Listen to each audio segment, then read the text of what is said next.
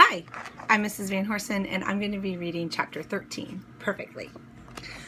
Murray had a reputation for bumping into things. His bat radar had always been a little deficient, but whenever he borrowed Stumpy's glow-in-the-dark watch, Murray was a brilliant navigator. So this night, when the 200 flyers arrived back in the park, Murray was at the top of his game. Flying with the glowing watch hanging around his neck, Murray led the owls to each and every nest and burrow in the park and waited for a delivery. Mouse mothers stood in their doorways watching for him. Old chipmunks sat up past their bedtimes. Help was on the way, and no one would be thirsty anymore. During the unfolding of the master plan, this important night, 2 members of the planning team had been engaged only in spirit. In her glass bowl, with its exotic palm tree and sparkling blue pool of water, Gwendolyn had watched the evening sky as she meditated on all things succeeding and had asked the good spirits of the universe to help her friends this night. And Herman, his job as behind-the-scenes mathematical genius now completed, was in his home reading The Incredible Journey, the book in one foot and a stopwatch in the other. His mother and his 4 sisters were reading books too, and when every few minutes Herman would click the watch and say something like, "The cat is in," or "The tank is open," and then he'd click the watch on again. His family would stop reading and smile approvingly.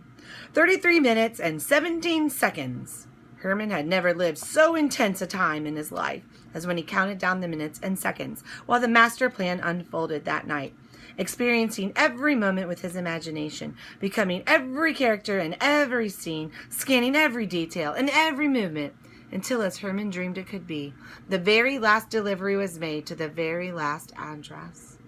It was a challenge to concentrate on both the incredible journey and the countdown of the master plan, but Herman did it anyway, because he'd always been good at thinking about 2 things at once, and also because he thought the stress would give him a terrible stomachache if he didn't.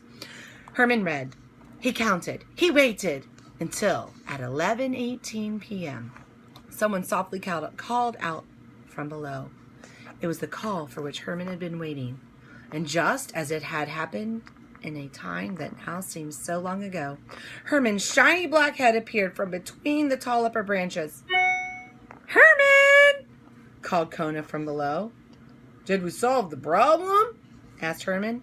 "Perfectly," said Kona. There was a moment of silence. "I'm going to bed now," said Herman. "Me too." "Good night, Herman," said Kona. Good night.